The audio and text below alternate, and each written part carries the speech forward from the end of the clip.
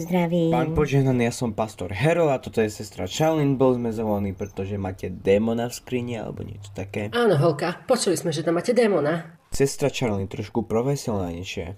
Poďte ďalej, prosím, za mňou. Toto je tá skriňa. O áno, z toho kusu nábytku cíti niečo znepokojujúce. Sestra Charlene, otvorite tú skriňu. Do pekla nie. Charlene, otvor tú skriňu. Za toto rozhodne nie som platená. Dobre, navyším vám o $2. $2? To znamená, že zarobím $7 na hodinu. Ja to teda otvorím. Pravdepodobne jediná strašidelná vec bude ten neporiadok v nej. Oh, kurva! Otvor tú skriňu, Charlene. Robíš si zo mňa prdel? Nevidel si toho Krampusa tam? Okamžite vyjdi von, démon. Ja nemôžem, som tu uzavretý. Otče, on je tam zavretý. Nemôžeme ho nechať ísť von. Vezmi si toľko času, koľko potrebuješ, Zlatko.